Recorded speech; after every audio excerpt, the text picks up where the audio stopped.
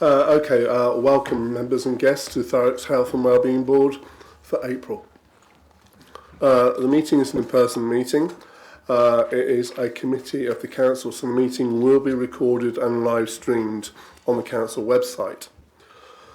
We will continue to use a flagging system just to give presenters a 2-minute warning that their 10 minutes is kind of coming to an end. Guest presenters will be asked to join a table, but I don't think we're going to do that, are we? Oh, we got rid of that, okay. I haven't changed my script though. Okay. All right, microphones.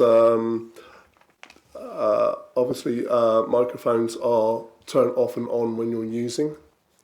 Okay, and you are actually seated in allocated seats because it is live streamed. So please don't move around from one seat to another because your name may end up being Mark. Okay. Okay. There are no planned fire alarms, so if the alarms go off, it's probably going to be a real thing, and officers will escort us out of the building. Right. I have apologies.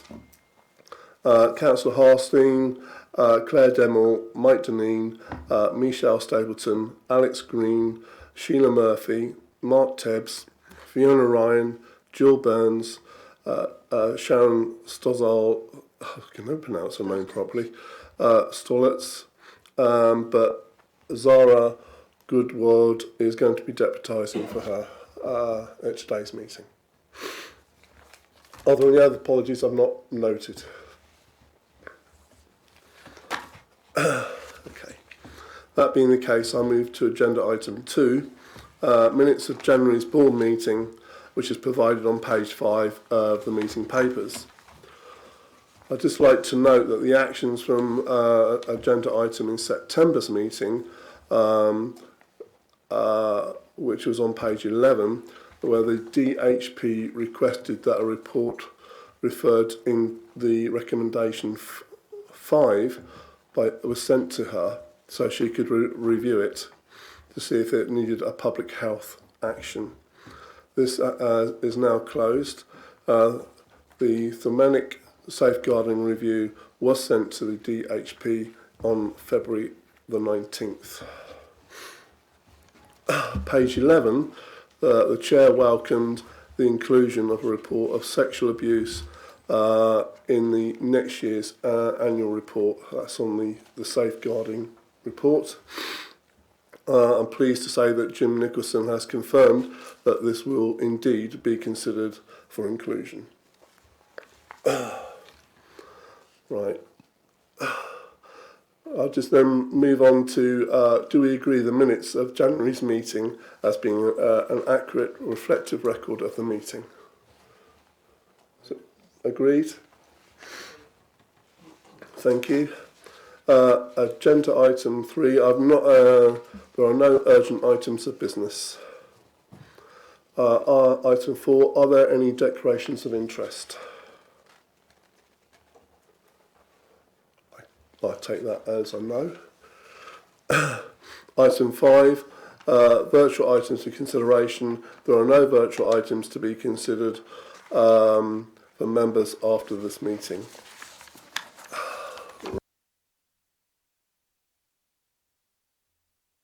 If I then please move on to item 6, adult health social care supported accommodation strategy 25 to 35.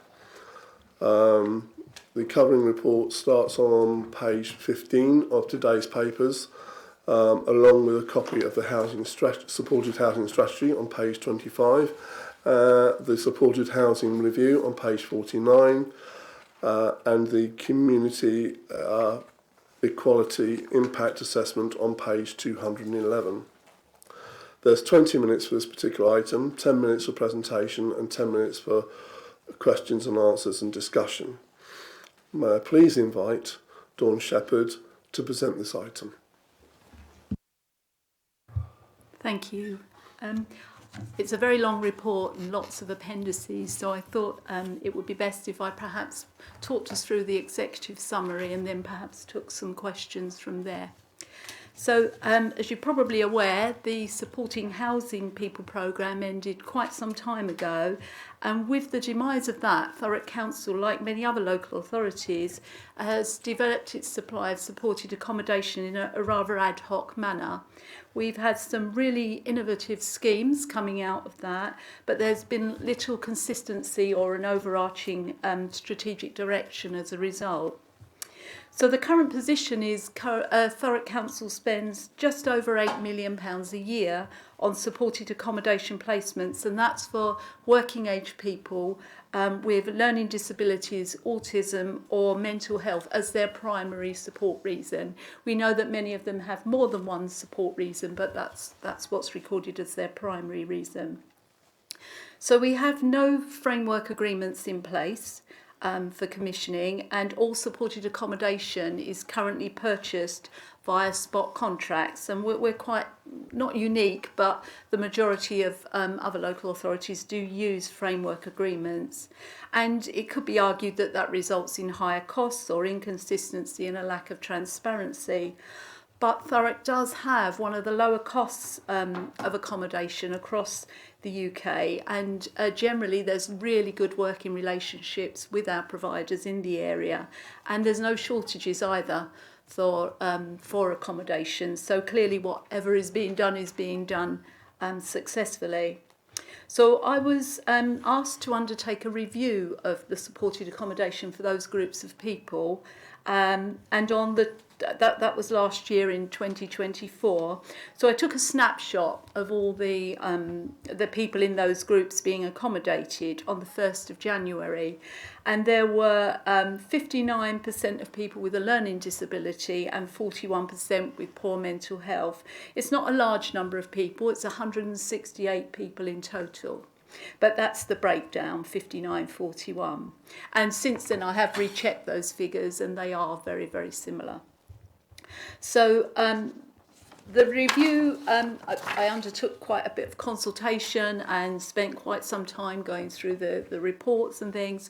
And the review outcome is found in this document here. I know it is a chunky document, but what I've also added to that is all the appendices which show all the engagement that was undertaken with different groups. So I met with 54% of the providers actually went to their accommodation, met with them, talked to them face to face, talked to the service users while I was there, talked to other local authorities, to our staff, and just tried to get a really good overview of what was going on. So the results of that consultation are in the appendices to the report.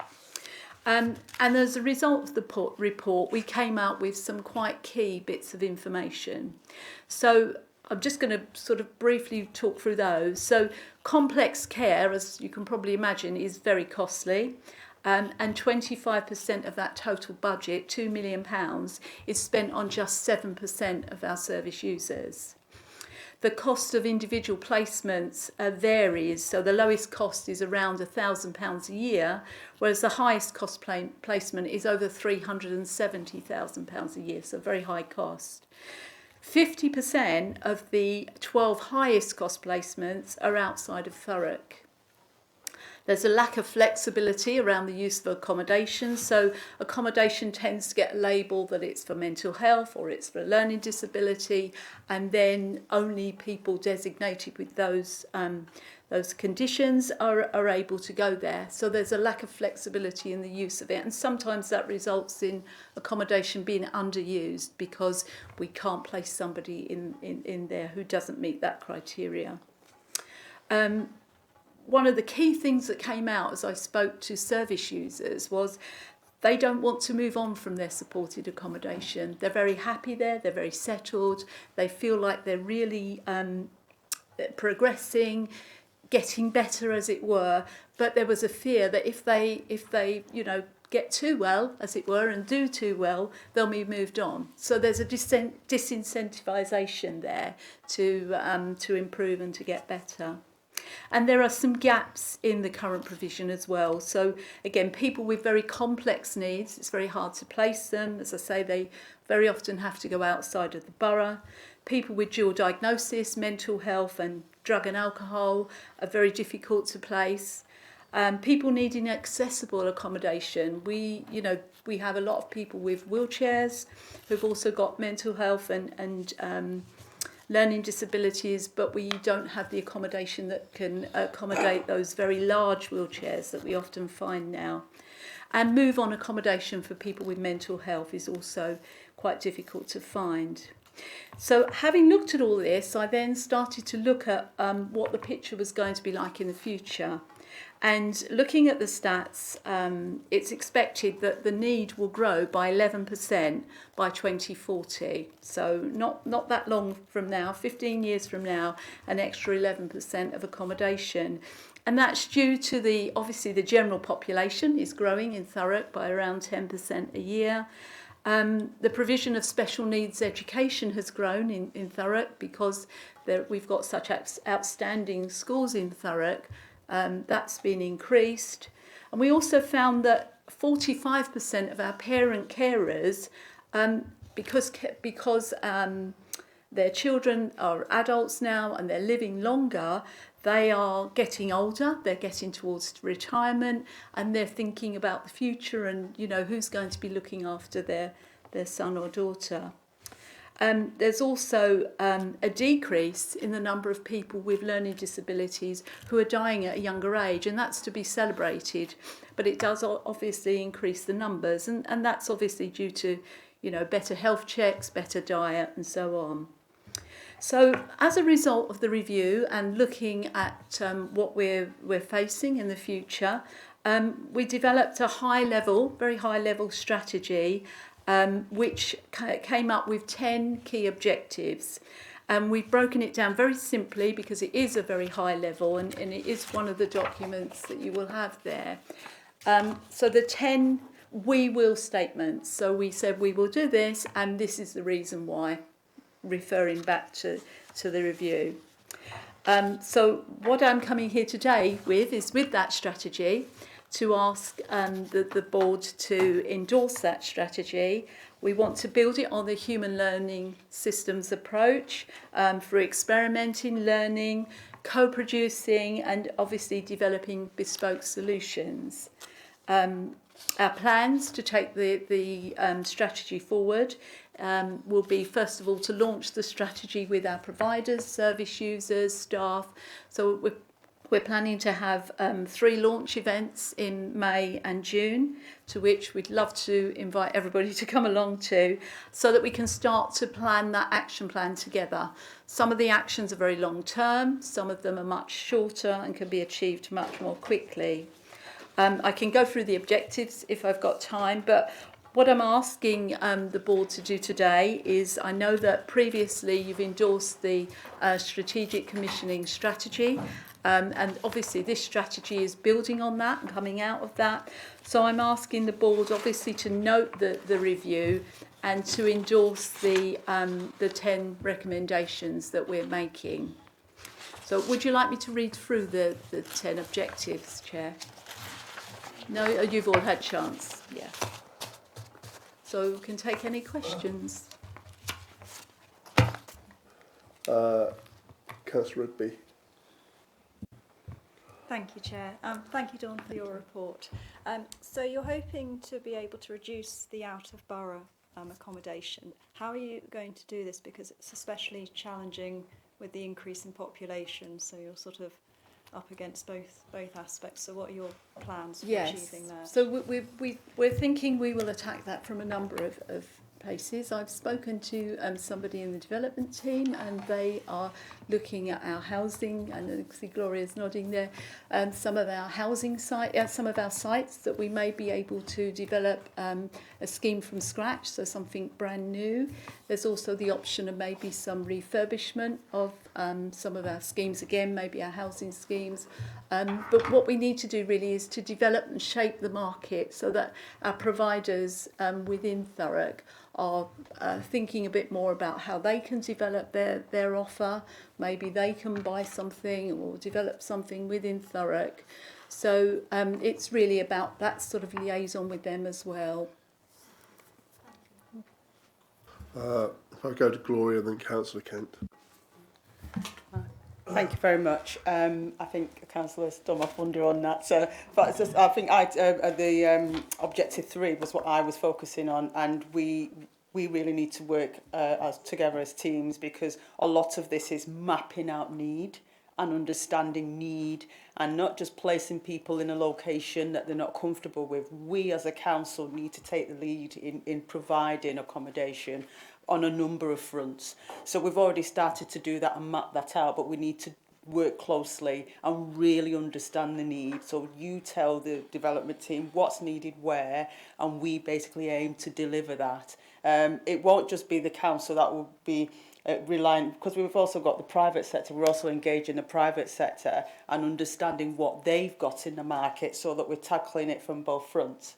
So very much looking forward to working with Dawn and the team. Thank you. Thank you, Gloria. Councillor Kent.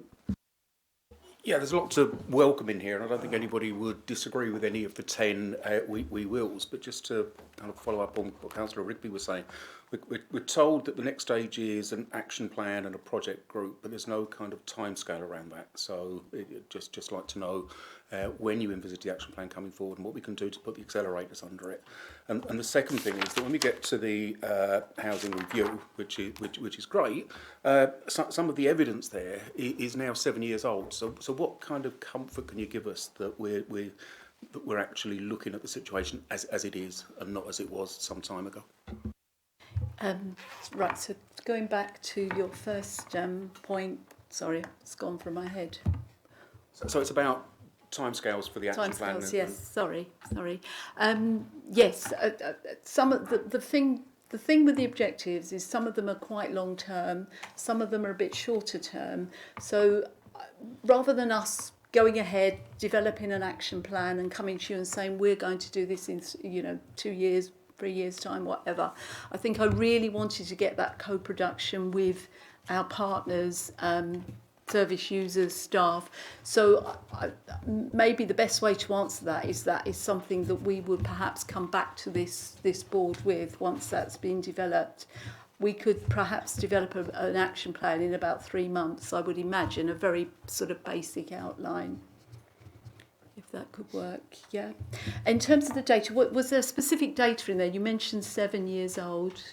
Is it from the JSNA? Yeah, the JSNA was 2018, wasn't it? Yeah, it's quite difficult to find all the data. You know, we can only obviously pick up the data that we want.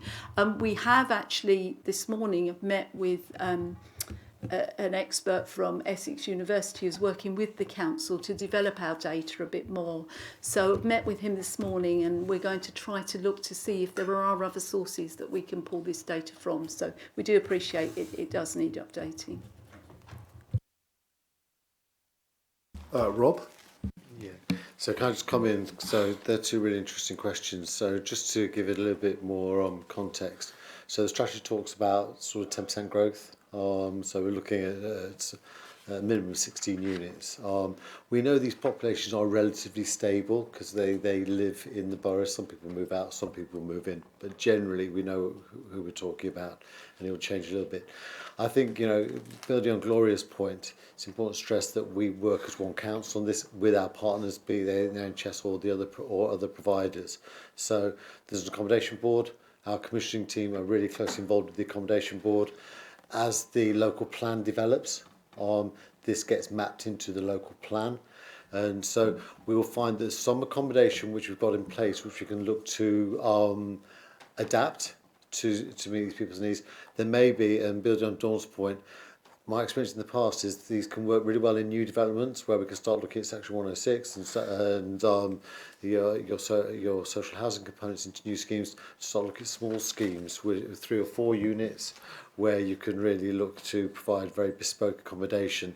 And we need to do in the planning of the physical, we need to also be planning the floating, the support for these services, because that will be one of the key challenges. Just on the JSNA point, I've been talking with Sharon we will be looking to do a significant refresh of the Joint Strategic Needs Assessment, which is a priority piece of work for me because we've not done it as an overarching JSNA now for about 8-9 years. I think we've done specific needs assessments for specific groups, but we need to revisit that overarching joint strategic needs assessment. That's a priority piece of work to get kick-started this year, so that helps be able to inform, with then working more engaged with our environment colleagues and children's services, look at people transitioning, coming to adulthood as well as part of this process. So it's quite a picture. There's a lot of work this year, but this is I mean, I can say it's because I wasn't here for the preparation of it, but I'm very impressed with it as a strategy, as a, you know, for giving us something really to build on, to take forward. Okay, I've got a couple of questions, if you don't mind. Is there anything in the plan about people buying their own homes? Not specifically, no, but I suppose that's part of the co-production, that we you know, we're looking for those sorts of ideas. Again, it might be part of the development programme that we could look at some options around maybe shared ownership or to buy or to rent privately. Yeah. I Sorry, noticed, can I just mention, to jump in on that, Dawn's actually right, and Gloria might hopefully will back me up on this one.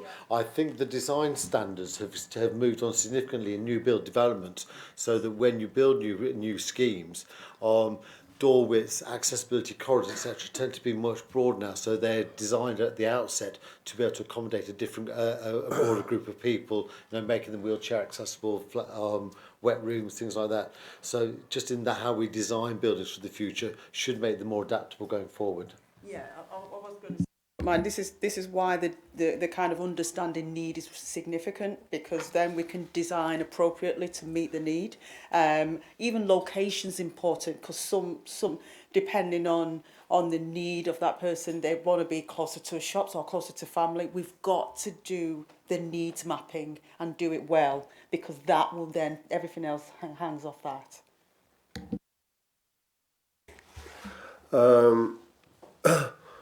touching on what Councillor Rigby said about our borough placements, is that more of a housing stock or provider issue? Which, Out-of-borough placements. placements, we have very expensive out-of-borough placements. It's not uncommon. Local authorities have expensive out-of-borough placements. Is the main challenge the lack of service provider to support an individual, or is it a lack of housing? I think it's the lack of appropriate accommodation, the housing. As I say, there's a definite lack of accessible accommodation within the borough.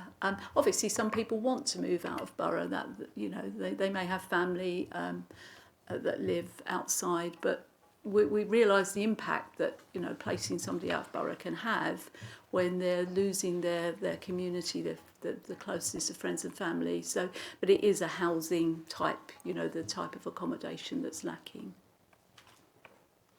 My last question really is about the number of children coming through and the planning for that, because we don't really start planning for children's services till they're 16. Do we need a longer time frame to do that in? So you'll see from the appendices, we looked at all the children coming through over the next, I think it was 20 years, who were already on an educational support social care plan, get those around the wrong way, to start to think about how many children would be coming. Obviously that will increase because some children won't be on a plan until much further down the line. When I say 20 years, it can't be 20 years because they're 18 and under, but certainly, you know, a good number of years coming back. And we came to those estimates of, I think, around 16 more placements a year for children coming through. Now, that doesn't take account of children who, or people that will come off of those plans or not need accommodation again, but there is a definite need for those children coming through that we can see. It's hard to pin it down to an exact number because if you look at the graphs, even just based on the numbers we've got at the moment, you know, they're up and down over the years. Did you want to come back in, Rob? Yeah, so just to comment on that as well. So, as you're aware, we have a Preparing for Adulthood team, which is a close working between adults and children in the council. And one of the things we are exploring is where at the moment transition work or preparing for adulthood work generally, as you rightly say, starts at 16. We are looking at, particularly for young people with learning disability or physical disability, their needs we may be able to identify earlier, and they take longer to deliver, because if they've got bespoke accommodation needs, it may take 3-4 years to design, commission and build the housing that they require. So we are looking for a piece of work to start shortly, looking at how we can make sure that we, as Dawn says, we've got the numbers coming through, but how we may start to work within that team to start at an earlier age, so picking them up at age 12, 13, so we can start to plan for what their adult accommodation needs are going to be. So we've got the mapping information. We now need to kind of apply that, working with different services to plan for the longer term. Thank you, Rob. Councillor Kent. Yes, sorry to come back in. Just two things, I think. But one, I like this and I welcome it. I really value the fact that it's person-centred and it's about getting a better outcome for residents. So really support that. I didn't want that to be lost. I'm just kind of conscious. The question is about how we future-proof this, because clearly Thurrock isn't going to exist in 3 years' time. When do we start talking to people outside of Thurrock? How do we make sure that we build flexibility into this, and how do we start thinking about the opportunities that will arise, A, in a kind of larger authority, but B, kind of working with authorities that don't yet exist to make sure that we get something that's kind of bigger than just 3, 4, 5 separate new authorities not working together. So I think the sooner the better is the answer. Obviously, there's a certain amount of uncertainty at the moment as to how that's going to go. Having said that, I do attend an Essex, Thurrock and Southend boards, supported accommodation boards. So we are having those conversations, and we all face very similar issues really. So we're already building those relationships and starting to look at things together there. And sorry if I can jump in again on that one. You're aware that recently my counterparts at Essex and Southend and myself met with the senior leaders of the district councils, because the district councils generally don't necessarily on a daily basis understand children's services and adult services, because it's not part of their function. So we've done presentations to them recently, and as part of trying to explain to them what adult social care covers and what it's about, we did address this as a specific area, and obviously children's services are doing similar presentations to them, I think starting the week after next, just to start sounding this, so be part of the children's service presentation. So hopefully we can raise awareness across Essex of these challenges and these opportunities as we go forward. Okay. If I go to Margaret and then Rita, and then I'll start to move on. Thank you. Just to pick up on a couple of points. The first is around how do we protect people with learning disability, autism, mental health with all the local government reorganisation. I would suggest, Dawn, primary care, because children from the age of 14 should be on the LD register and should be having an annual physical health check and an annual plan. So that could be used as an anchor, really, because primary care isn't going anywhere. Primary care is going to expand and is going to be very much leading a lot of the work rather than the acute trusts that currently lead quite a chunk of work. So I think that might actually meet both of those two questions that were raised. Thank you. Thank you, Margaret. Rita? So similar but different point in terms of the partnership working. So I think it's this strategy is around supported accommodation, but all the way through you've demonstrated the need for partnership working.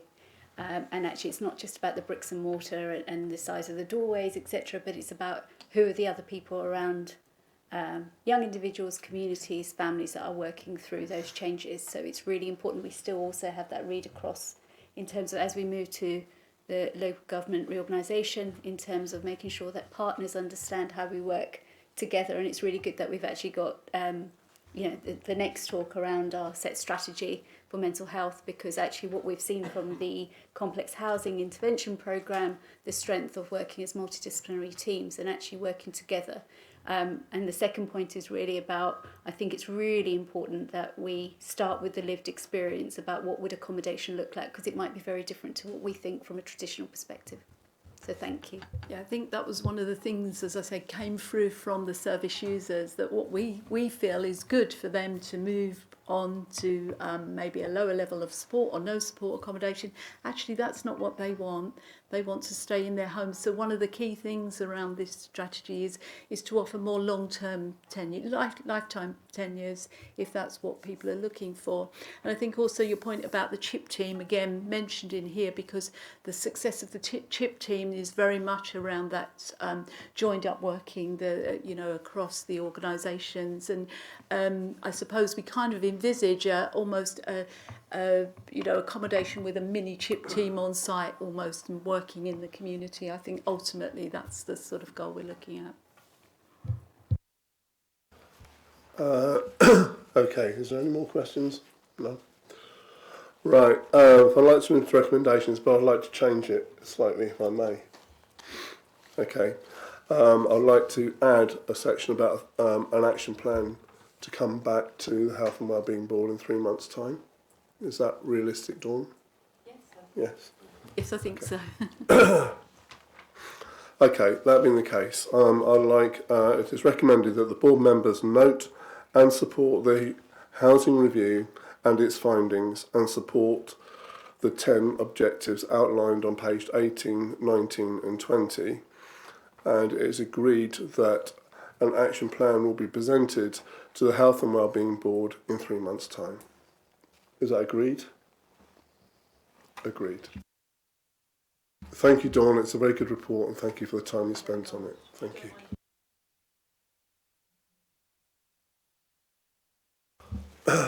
Right. If I move on to item 7, Southend Essex Thurrock All Age Mental Health Strategy 23 to 28. The report starts on page 227 of today's papers. There's 20 minutes for this item, 10 minutes presentation and 10 minutes for questions and answers. Lee, I believe, is presenting. Welcome, Lee. Thank you. And Matt is here and Tina's here to maybe give a thorough perspective and ask questions. Okay, so over to you, Lee. Thank you, and thank you for giving us the opportunity to bring an update around the mental health strategy for Southend, Essex and Thurrock.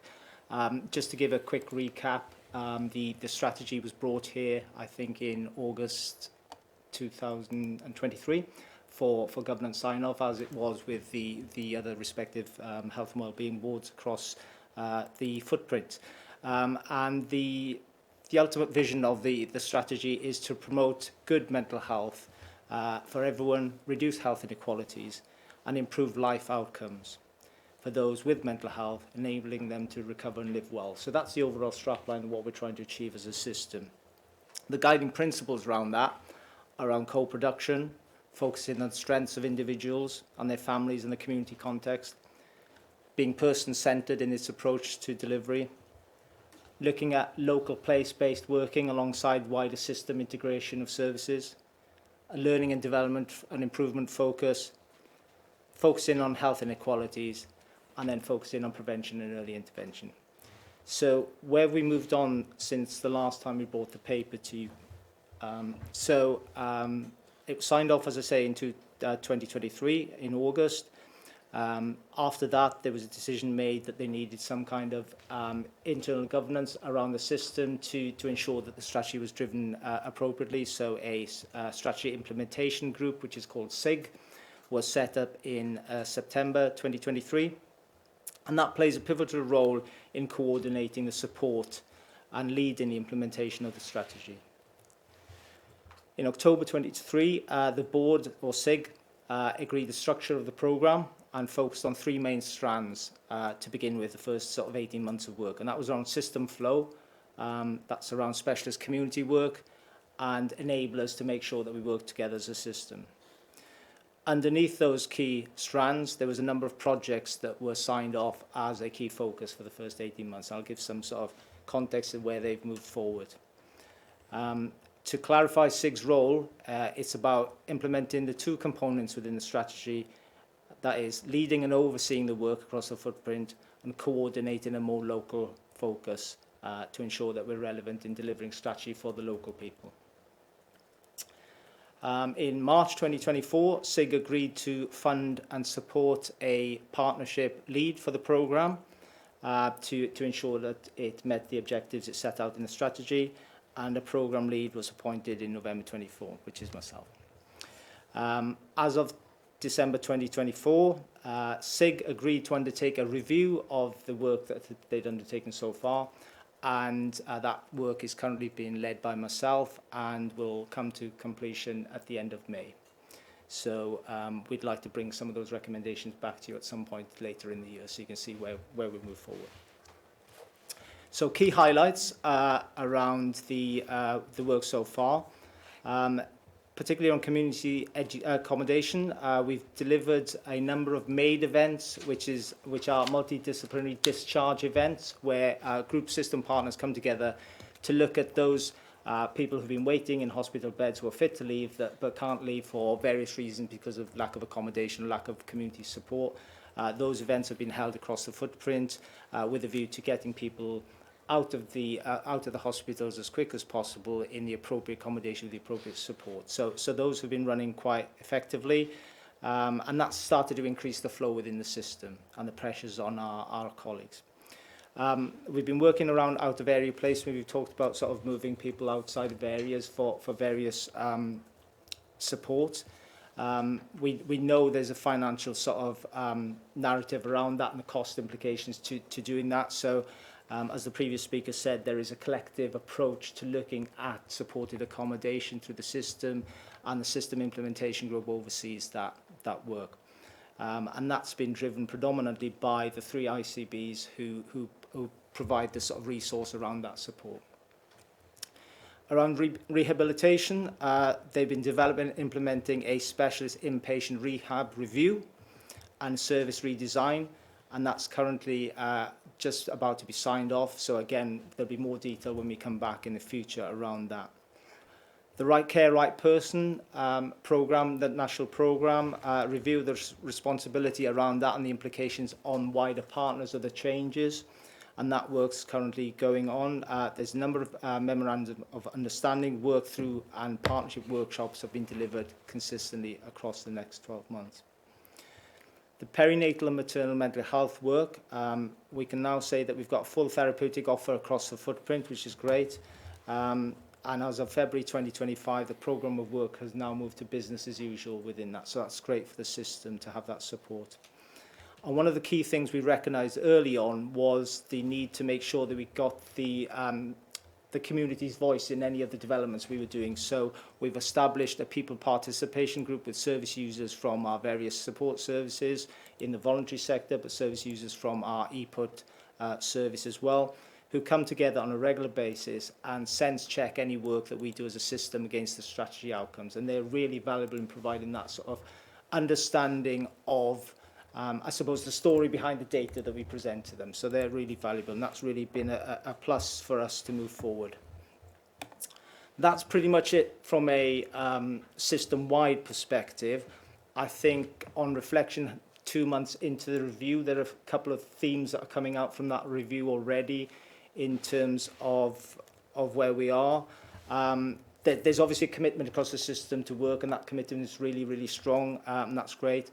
Bearing in mind we're going into quite uncharted waters with LGR and reduction in budgets for integrated care boards and NHS England across the patch. So we need to future-proof ourselves to that, building on some of the early conversation. We're committed. There's an established people participation group, as I said, and we're galvanising around the strategy. I suppose more work is needed, particularly around clarity of purpose and understanding the difference we're actually making as a system. We can demonstrate that difference, whether that's in Thurrock, whether that's in Essex, whether that's a particular provider can demonstrate that distance. But we need to be a bit more effective how the system is coming together to really demonstrate those outcomes for for our population. There's a question whether we're becoming a reactive board rather than strategically thinking and transforming. You know, are we just trying to fight fires in terms of where the pressures are in the system?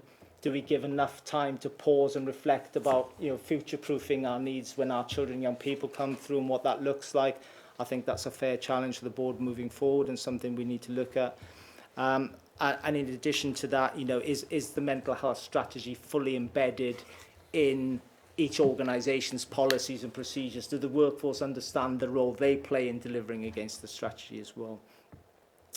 And there's been a recognition that some of the priority work areas have not moved on at sufficient pace as we'd like to, due to various reasons, and out of area placements and transfer of care and risk share agreements between the integrated care boards are examples of that. So there's work to be done, absolutely. It's been a great start as far as I can see coming into it, you know, in the first 4 months, and having that commitment from partners to really drive that narrative forward. But as I say, I think we need to be a bit more cleverer at demonstrating the impact we're having against our population, but most importantly, just making sure that we're maximising the more limited resources that we're now getting into the system and really prioritising where that is. I don't know whether Matt wants to come in and give a sort of thorough specific on the local place-based working that's been taking place. Thank you. Just to add on to a couple of points my colleagues just made in regards to the May Day event. We've learned quite a lot on that in regards to what are the blockers to enable people to be step down in a timely manner. And it goes back to what Dawn has mentioned. It's about specialist needs and placement and challenges. And so that is something that we are mindful of, and we're working on it. And also, it's nothing that is just because of May Day event, but we do more in Thurrock as well. We have a system delay meeting every week where we have all partner organisations, colleagues from the councils, from housing and so forth, where we actually talk about each individual delay discharges from the ward so that we can transit those patients readily, and also look at and blocking those difficulties or challenges as well. And I've got to say, in Thurrock, we're very proud for quite a long time. Very regularly, we don't have system delay. Currently, the last 2 weeks, we don't have a system delay at the moment. Previously, we had a very small amount as well, because one of the reasons for that is what Richard just mentioned as well, is because that partnership we have in Thurrock, we work very closely with our colleagues from housing and the providers as well. So we enable patients to be moved on very quickly as well. So in fact, the May Day event, we hold out a slot about 2 hours. Ours was about 15-20 minutes. So that's how quick it was, because we were so strategically, we moved things very quickly. In terms of out of our placement, similarly, same scenario. The statistics for mental health patients out of the borough is very low compared to other localities. Currently, the last couple of weeks, we only got six patients of ours in the out of area, and the reasons why we're not being able to bring them back is because they're having specialist interventions in hospital. So as soon as that is done, we're going to bring them back in as well. In terms of right care, right place, and right time, I think for the last year or so, since the police have started that initiative, that strategy, we're learning a lot, because the language, what the police use in terms of what house does sometimes varies, in terms of what we perceive our risk and what the police see as a risk varies in terms of how they interpret it. So we're learning a lot of that. There are dialogue, there are forums that we're exchanging those, and we're continuously improving on that. In terms of some other key points in terms of what are we doing in terms of early interventions, in terms of crisis, in terms of moving people on.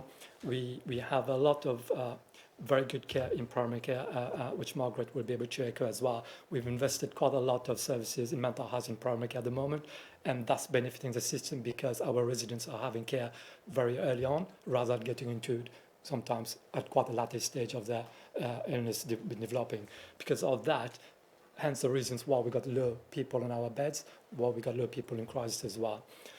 So that's one of the benefit what we've done.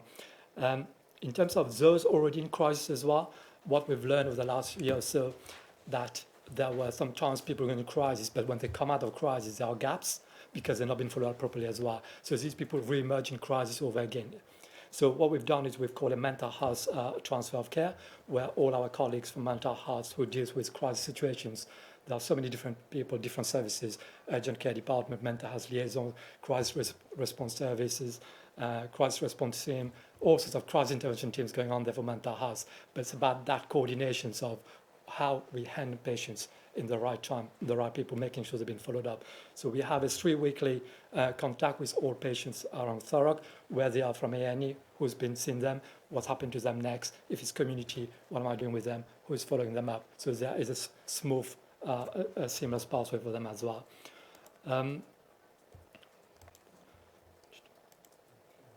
Yeah, I think that's me covered, yeah. So just quickly, just to sum up, I'm conscious of time. So in terms of the review will focus on 3 key questions really, and those will be, you know, what's worked and what hasn't worked over the past 18 months, what's changed in our environment, and that's going to be quite significant in terms of the local landscape, and what do we take out, what new things do we need to prioritise moving forward, particularly with a focus on the prevention and early intervention and recovery elements.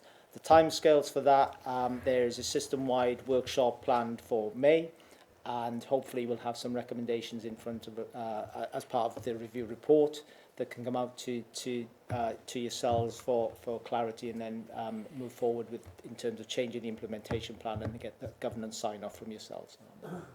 Sorry, when are we hoping to produce that by? We're hoping to produce that by September. So after the review in May, then a sort of working through the sort of findings of the review, and then the plan going live in September. Any questions?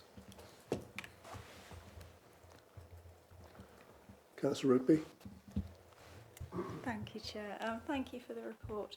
I'd like to ask, please, if you've done any research or any strategies involving mental health around the menopause, because I couldn't see anything in the initial strategy that was produced, and it hasn't been mentioned here either. Sorry, around the menopause, mental health around the menopause. That's not one of the key focuses of the strategy at the moment. However, as I said, as part of the review, we're looking at what was originally in scope and whether that is still relevant, and what key areas do we need to think about focusing on moving forward. So that may come out of that, and that's not just driven by our communities telling us what need is, but that's, you know, also looking at the data that's driving some of that narrative. But currently, no, there isn't anything around the specific around the menopause in there.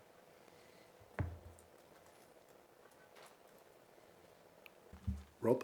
Yeah. So thank you. Really interesting update. So I suppose my question is, looking at those 3 areas of focus you're looking at now, one question I've got is, we know that we forget, don't we, COVID, but we know one of the impacts of COVID was on, particularly on young people, there was a deterioration in mental health for a number of reasons. One, because they couldn't access services, and on younger adults who went through a period of not being able to access services as well.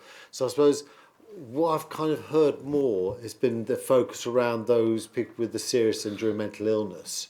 And one of the things I'm wondering whether we need to look at more as a system going forward is that whole prevention agenda and that tier 1, tier 2, and what the potentially the role is for the voluntary community sector in dealing with in trying to deal with the overarching demand, the growing numbers, and trying to deal with it earlier, more cost effectively, and better recovery options. And so there's something for me as to whether the strategy is at the moment been too focused on the serious and enduring mental illness, and whether there needs to be something which looks at that the larger number of people with anxiety, depression, who actually we want to try and work with upstream to stop the deterioration, so that they can turn their lives around earlier and go on to lead a full life without having to go through the complexities of a recovery journey. And it's just whether that's been coming out at all, whether that's within scope looking forward. Absolutely in scope, and we completely agree with you, and that's something that is absolutely reflected in every single person that I've interviewed or sat down with and has informed us. I think the strategy was written with prevention, acute and crisis and recovery in mind, the three elements. I think you're right, the focus has been on that middle firefighting, problems, and I think now we need to sort of pause and reflect and think, actually, where are we going to be in 10, 20, 30 years' time, and the work, you know, with Tina and her team in delivery of the children's element of mental health services from NELF and the commissioners of mental health services. We need to be future-proofing that. I suppose we need to be asking questions in terms of resourcing and where that goes. Resourcing and where that goes as well, and whether models need to sort of reflect some of that sort of change in thinking. So I would completely agree with you. I guess my concern is I'm flashing green. So, one of my concerns is when people leave the hospital and the support they get from that. Because speaking to a number of people who've been recovering or have come out of hospital recently, there's often a breakdown of a relationship of who's providing that support, often due to high turnover of staff. And I hope this is something you're really going to have a bit of a focus on, trying to reduce the turnover of staff, because it is actually having quite a negative effect. I spoke to one gentleman who's actually seen 3 different people in 3 different weeks. Because of that high turnover of staff. Again, I would agree, and I think one of the things we've got to be mindful as a system that we're not so reliant on one organisation providing that community support. We need to look at and explore what's in the voluntary sector to support that, not just in terms of prevention, but also that recovery side of stuff. And I think, as I mentioned, one of the key things that we need to focus driving forward is the work at place and how we make sure that we're capturing that and investing in that sufficiently to support the prevention element, but also the recovery element. Because what we want to avoid is getting them out of the beds and then coming back in the next year or so back in, and it's just a cycle of return. So. Okay. Hi, Sharon. I can eventually apologise for being late now. Sorry about that. Yeah, I was just going to ask Lee. Obviously, I work with my colleague Tina around children and young people, and it's just the ND agenda and where that fits in this strategy, because I didn't see much of it in there, and we obviously know we've got ND services in EPOD. Yeah, and yeah, it isn't in there, and if truth be told, and that's something that whether. As I said, prior to me being part of that, but that's something, whether that was a conscious decision to focus just specifically on mental health, there's an increasing realisation that actually we've missed a trick there perhaps, and we need to make sure that we've got ND as part of that strategy moving forward. So there are ongoing discussions around how we bring that work, how we bring that wider sort of work that the system is currently working on, that we don't do that in isolation to the mental health strategy. So that certainly has been recognised, and certainly is something that we'll pick up moving forward. Sorry, I'm abbreviating. It's neurodiversity, it's your autism and your ADHD. Yeah. Okay, Rob, did you want to make the last one? Okay, if that's okay, then I'd like to move to recommendations, but I understand that you're going to update with an action plan in September, which will be looking to come back in September, October with that update. Yeah, happy to do that. Yeah, absolutely. Right, because I'm really keen to monitor this, because I think there's some real concerns about maybe gaps, maybe how we can improve our service delivery to the people in Thurrock specifically, particularly around the areas I mentioned. Okay. So if I can move to recommendations then, it's recommended that members note the update on the progress of the delivery of Southend, Essex and Thurrock mental health strategy and agree to receive further updates at future meetings. Is that agreed? Agreed.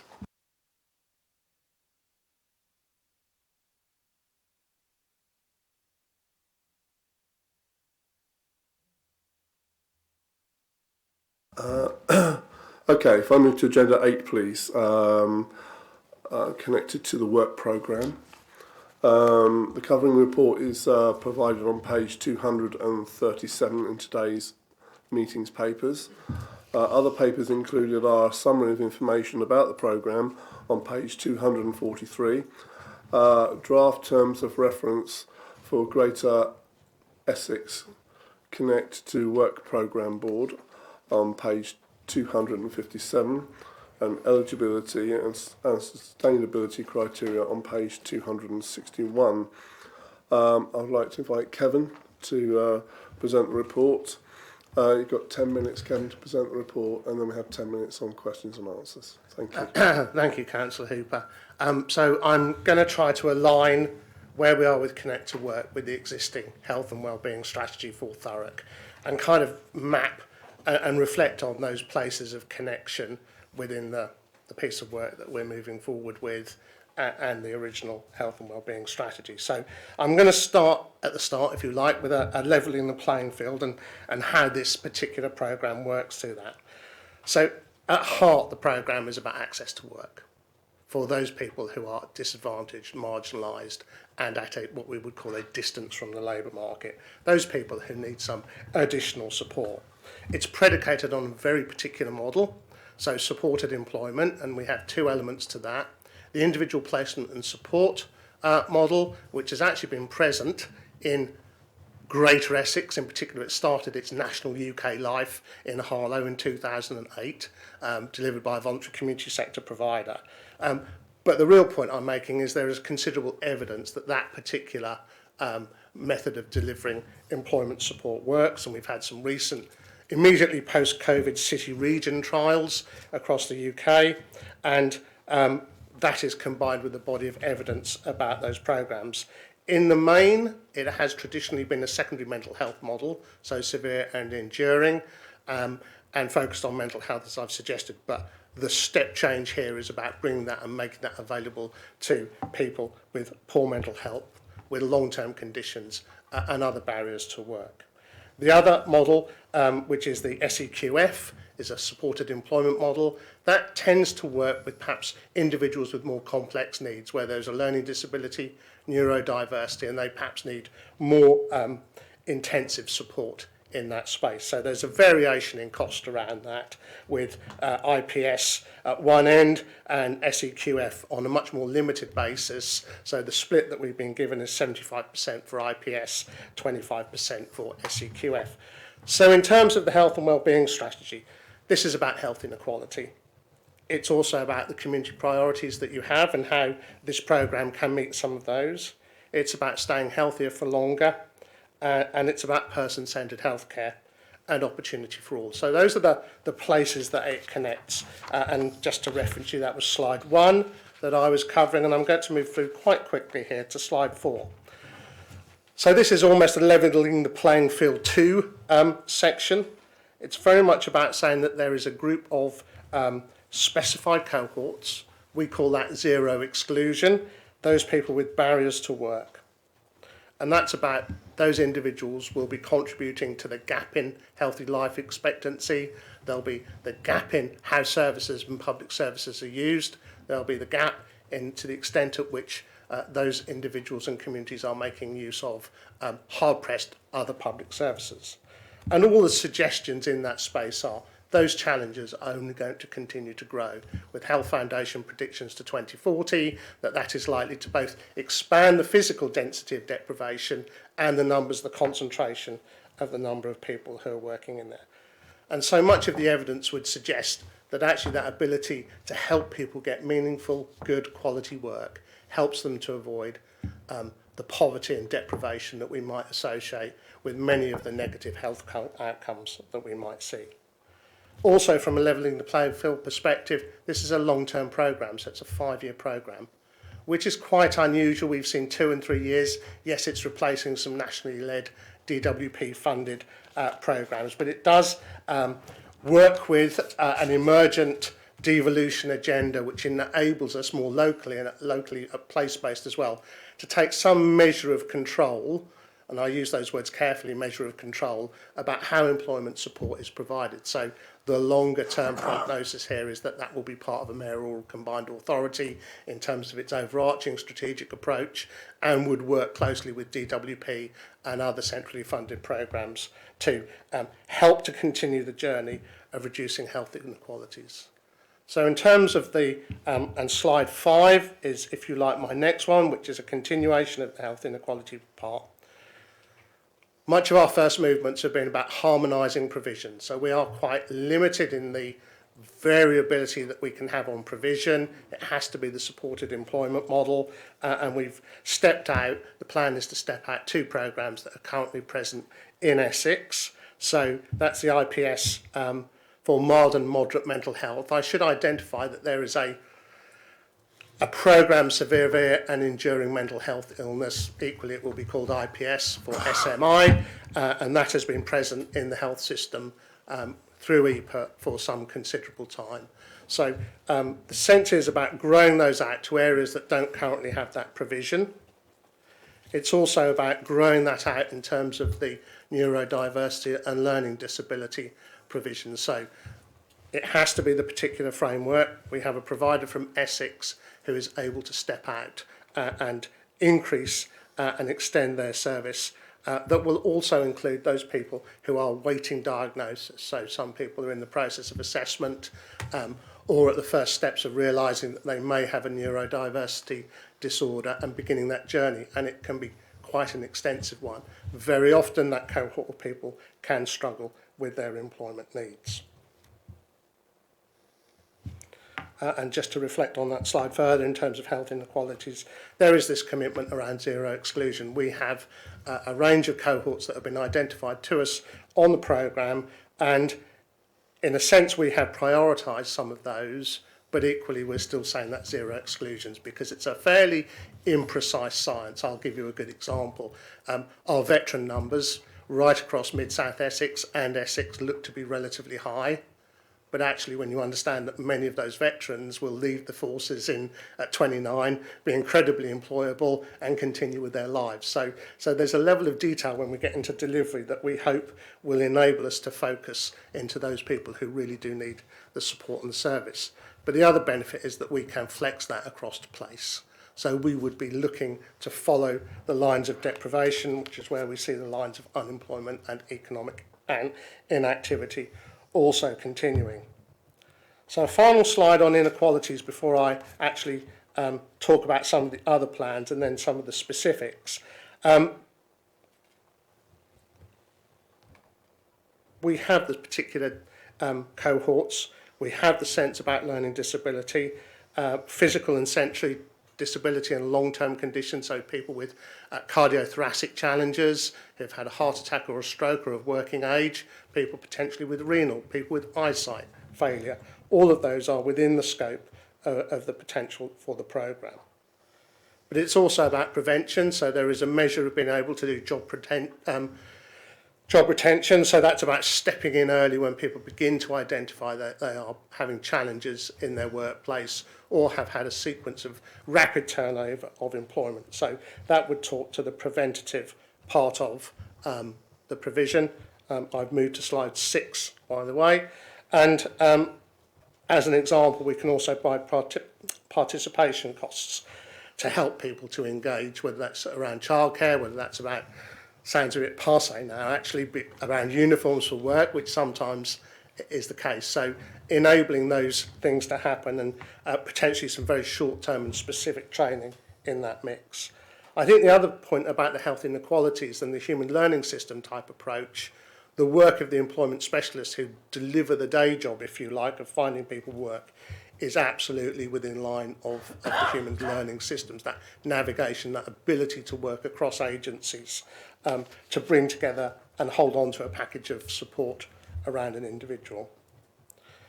So just taking it a little bit broader on slide 7 about where else this is landing from a Thurrock perspective. So it aligns to the corporate outcomes around unlocking jobs, jobs for all, and care being offered at the right time. So there's a sustained piece of work that we know we need to do around employers and growth, and we've asked for a proposal from Thurrock in terms of how they might help us with the programme engagement and leadership that we look forward to receiving in due course. On slide 8, just to reassure you, and within the recommendations, there is this sense of Thurrock as place, having a place on the shadow and then the formal programme board.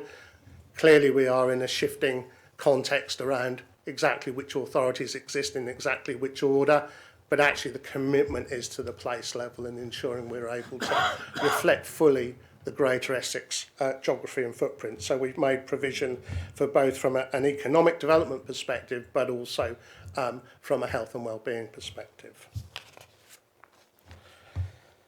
On slide 9, actually we're moving into very much into the community priorities here, and that's a fairly complex slide. I'm not asking people to get their heads around that absolutely fully. Thank you, Lorraine. I literally have one more slide to cover, I suspect. But in terms of priorities, the ability to locate things geographically, the neighbourhood health provision, so we would expect much of the provision, much of the support to oscillate between community provision and formal health settings, principally primary health setting, and the delivery of which is embraced and enshrined in its fidelity. That it's a multi-agency, community-led approach. It's specifically around employment and in relation to mental health, but also much of the provision is led on a face-to-face basis. So there has been some amelioration post-COVID for things being done virtually, but that doesn't detract from the fact that much of that activity is done initially on a face-to-face basis.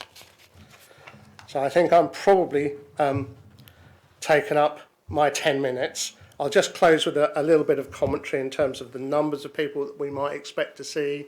So within the IPS delivery for mild and moderate mental health, taking what's happened in South Essex in the last 16 months, given that there was some sort of from scratch launching there, we would expect, and if it follows the charts of Basildon as its nearest and similarest authority, perhaps to see 300 people accessing the mental health provision and 300 people accessing the physical and sensory and barriers to work cohorts. And the ask is from DWP that we have 50% of those into work. So it's quite a significant ask and much higher than we've previously seen. So I think I shall probably close it there. Short of me running out of time. Thank you. Okay, thank you, Kim. Any questions? Thank you, Chairman.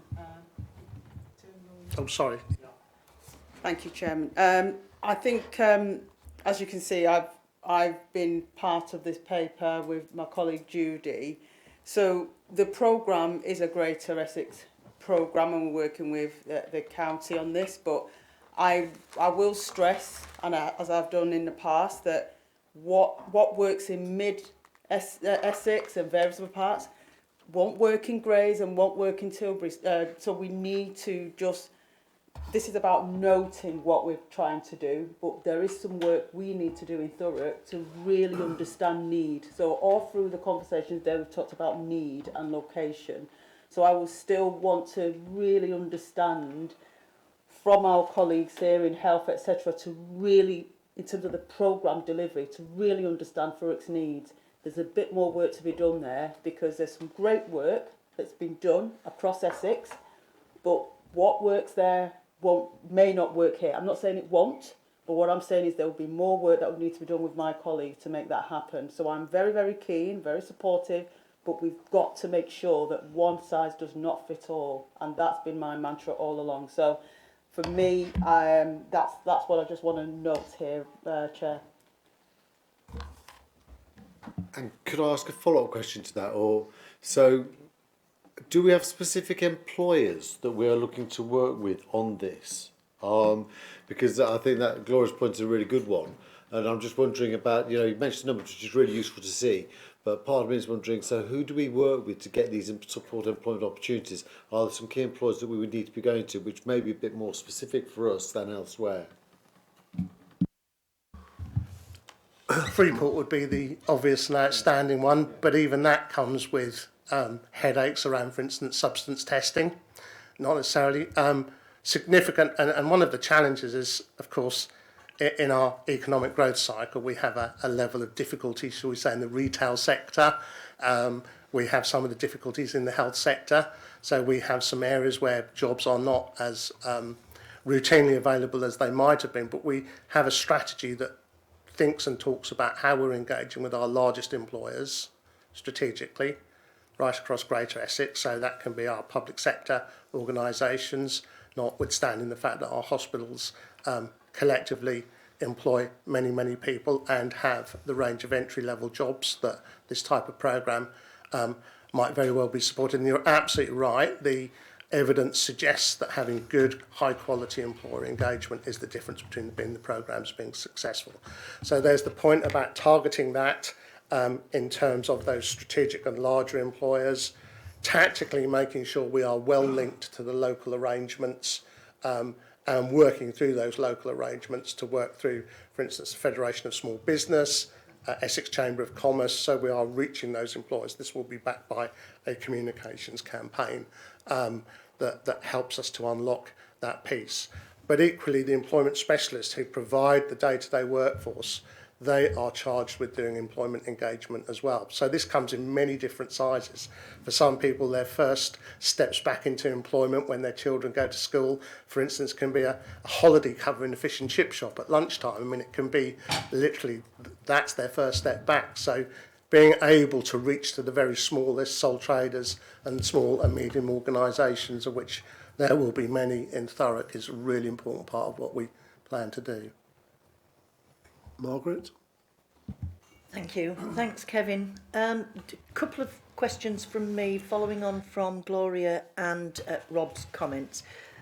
You've said in your report that when it gets to its peak of activity, that this service will be seeing approximately 2,600 people across the whole of Greater Essex per year. Yep. So my first question is, on what basis will the proportionality be agreed in relation to the different areas?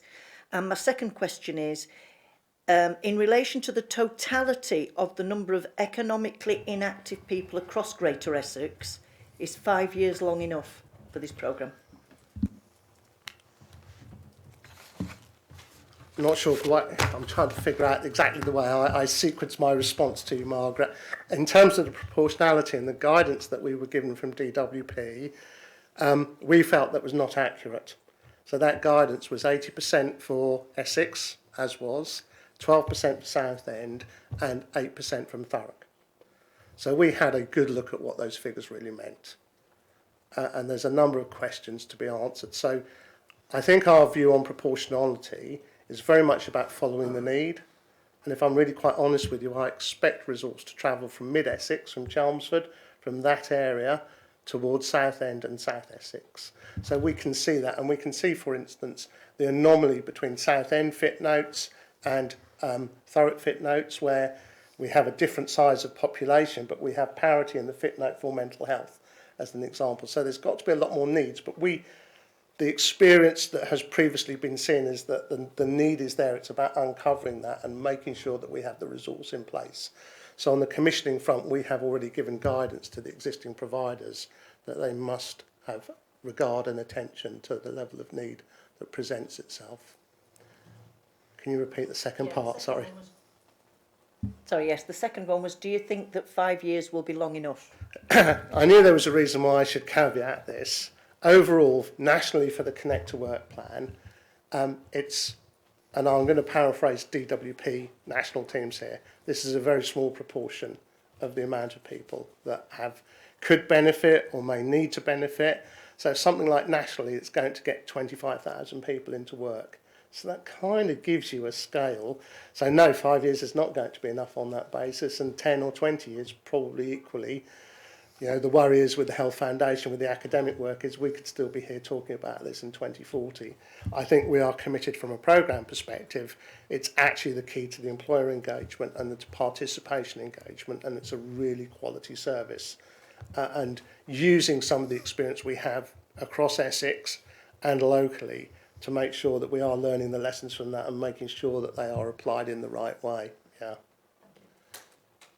Councillor Kent.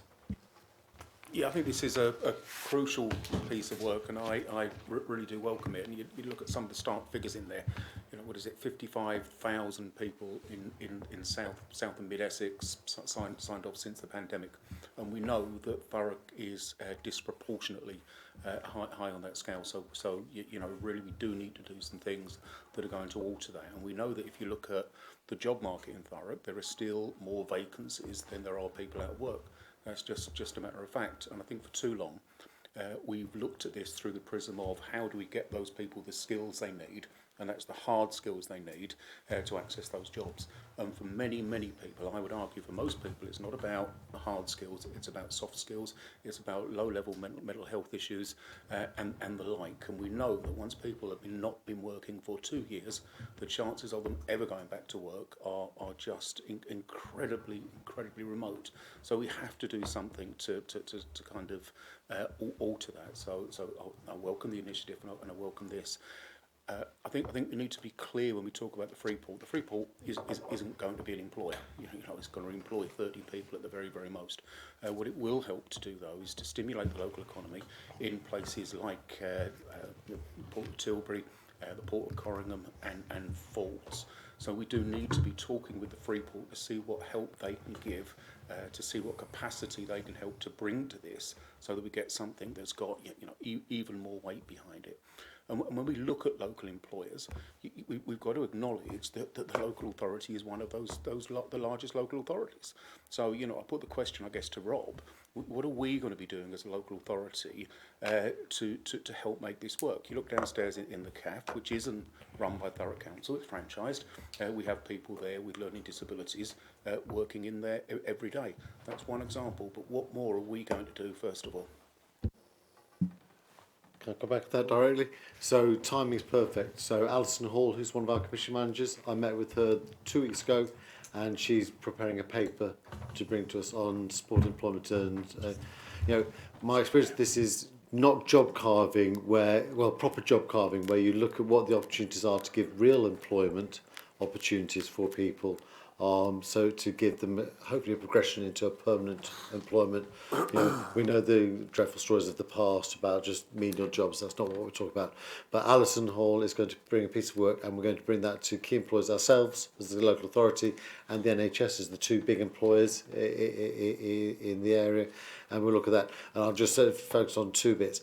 I had some people have incredible skills. So I worked with a lady who had a learning disability.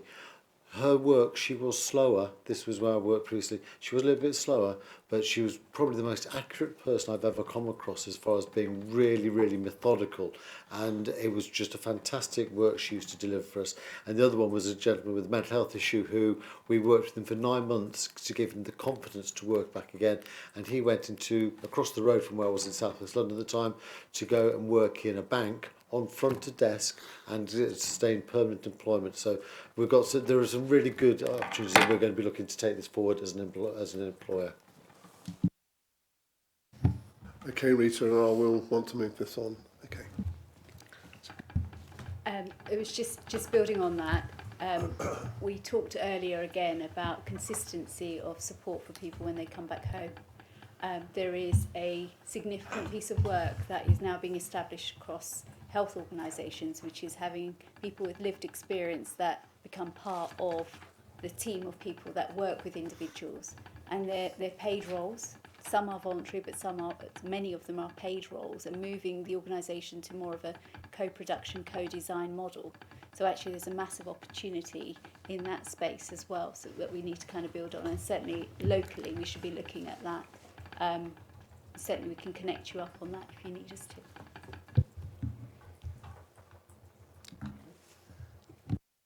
Yeah, I was just keen to come back to Councillor Kent.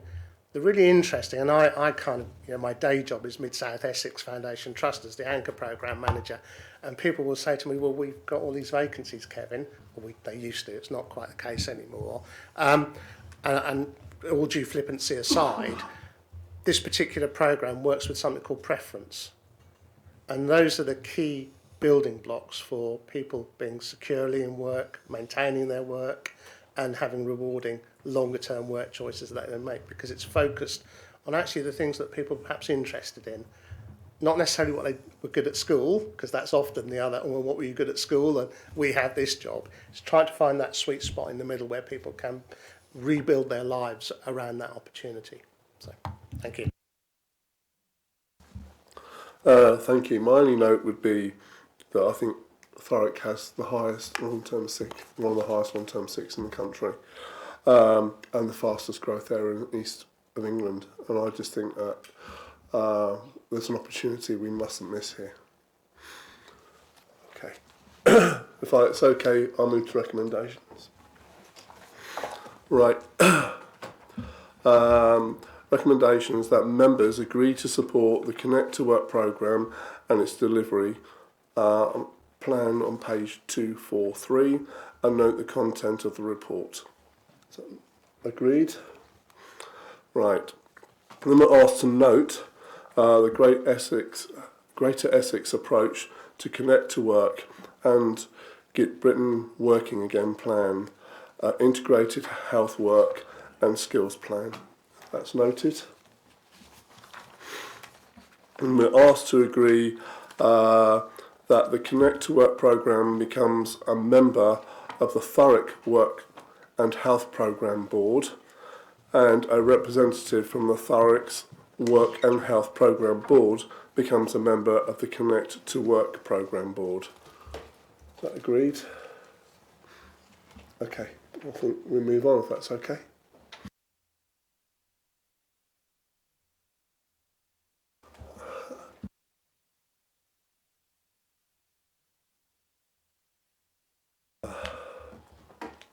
Agenda 9, Better Care Fund Plan for Thurrock, 25-26.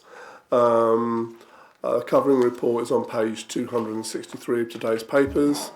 Other papers included in the package a Better Care Fund Plan for Thurrock 25-26. I think there's a narrative plan template on page 269 and a plan template on page 277. Capacity and demand template on page 295 and the 24-25 quarter report on page 297. Right. Can I just then ask Chris Smith to present the item? Hi, Chris. We've got 10 minutes to present the item and 10 minutes for questions and answers. Thank you. Thank you, Chair. As you say, Better Care Fund Plan 25-26, so the current year that we're now in, and various elements to it. These all follow national templates, so we have to fit our story into the structures that we're given in these documents, including a narrative plan where we can talk about the specific services that were offered and the successes we're achieving. A planning template which is concerns the finances of those services and something to do with the how we're measuring success, and a capacity and demand template. That is about forecasting demand and the provisions that we've got in place to meet that demand. And then tacked on at the end is a requirement to come to the Health and Wellbeing Board on a quarterly basis with a statement of expenditure and activity. So that's the quarterly report, the third quarter report that's attached there. Just to go back to the beginning, we've been preparing Better Care Fund plans since 2015. It might be helpful to note that the Better Care Fund was originally called the Transformation and Integration Fund, and that sort of underlines its purpose of bringing the NHS and councils together to coordinate their expenditure in the health and care space. So it's about joining together, and we do that by means of a pooled fund. So we put all of the funds together and then commission jointly from that fund. And I will talk a little bit about how the fund works a bit later on. We should say that we've also, because we've been doing it for 10 years, we've recently had a second stage of a review of the Better Care Fund, a line-by-line analysis of our expenditure, and I'll say a bit more about the findings that we have from an interim report. We'll bring a final report to you with the conclusions of that review later in the year. The focus of the current year's 2025-26 plan, Better Care Fund plan, has slightly changed. The focus has always been on those aged 65 and over and at risk of admission to permanent residential care or hospital. The focus is much more, I think, now reflecting, as you'll see it in paragraph 3.1, some of the pressures that are being felt, particularly by the NHS at the moment. And so there's a specific focus on improving discharge, reducing the pressure on urgent and emergency care and social care, supporting intermediate care, unpaid carers and housing adaptation. So there's a particular specific focus on some of those pressured areas, and with that we have some two new objectives, which is looking to reform the support to shift from sickness to prevention, and also secondly to support people living independently and the shift from hospital to home. So there's a broad areas that we're seeing our strategy focusing on in the current year. The way we meet those objectives is through jointly commissioned services, and some of them you'll be quite familiar with. Our local area coordination team, for example, working now closely with our integrated locality teams. Dawn mentioned earlier complex housing intervention programme, very much on the home first type of solution to preventing admissions to hospital, and our By Your Side service with Thurrock CVS, very successfully helping people get out of hospital and get set up at home and continuing their lives. So there's some of the investments that we have. In paragraph 3.2, we can have a look at the what's going into the fund. We have a 1.6 million contribution towards disabled facilities grant and social care capital expenditure. The NHS is mandated to make a contribution to the pooled fund of 15.8 million. The council itself receives a Better Care Fund grant now. That was we had different terms used in previous years, now called Better Care Fund grant, 6.8 million. And the council then adds to that its commitment largely to external purchasing and residential care and home care, about 25 million. So that makes the fund in around about £50 million. Although we're talking about this as the Better Care Fund plan, it sits in the context of our Better Care Together Thurrock strategy. So that's really what's driving it. That's the foundation of things. That's what we're trying to achieve for our local communities. And the Better Care Fund requires us to tell this story in a way which relates to those national objectives that I mentioned earlier. So that's where the money's coming from, and some examples of where it's going. In terms of what we're achieving with that, we are doing very well. If we look at one area, for example, the admissions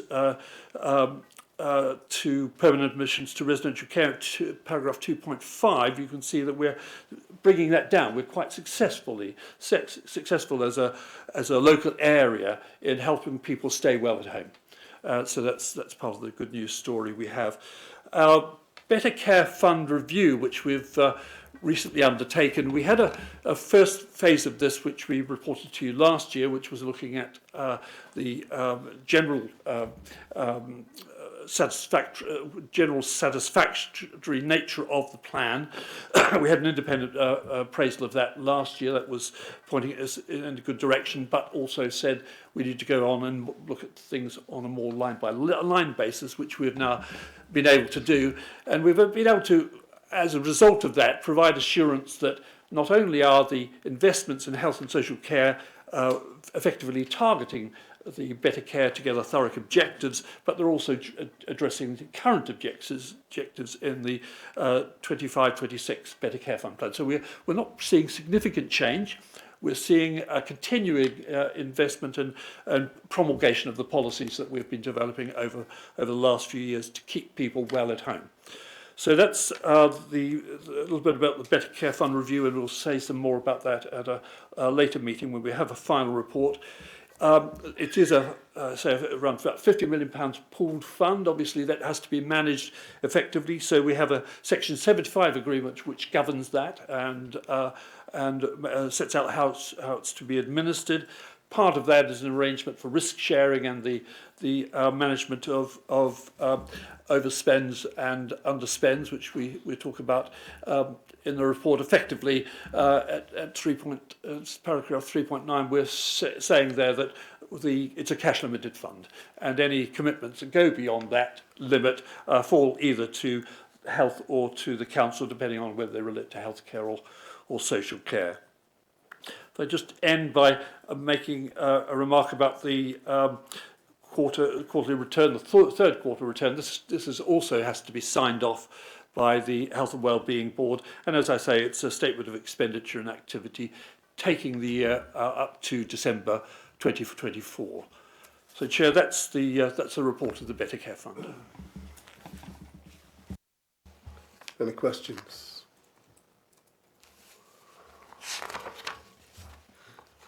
I think you're getting away lightly, Chris.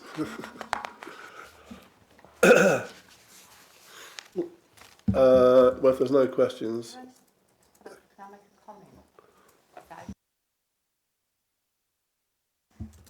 Thank you. It's just really to say that I know you mentioned the By Your Side project in there, which is one that we run, and there's also within it, it says about the new part of it, which is to try and turn people around in A&E before they get admitted.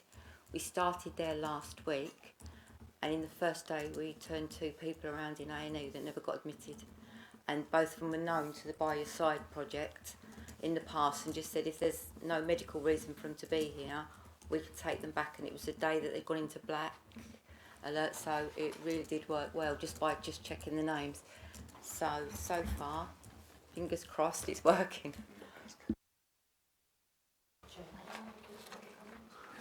Yes, Margaret. Thank you. That's absolutely brilliant, Kim, and exactly what we were looking for.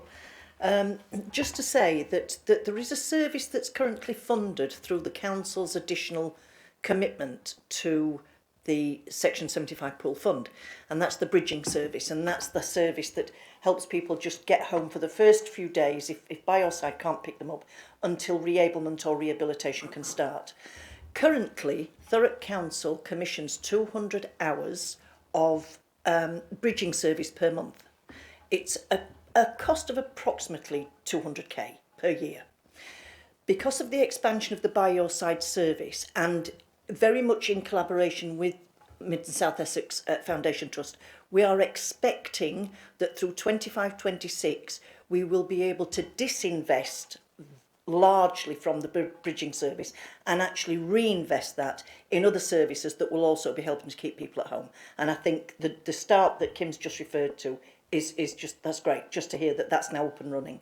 And just to say that service is working with the matrons in the emergency department, so it's very well coordinated.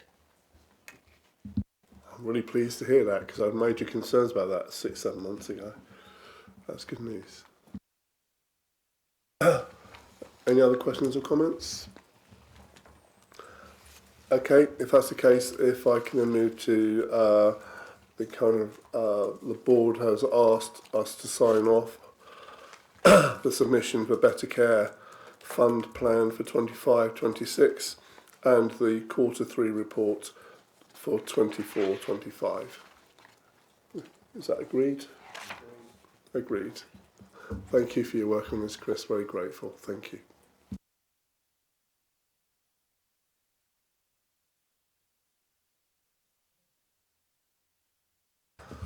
And I've got the last item on the agenda today.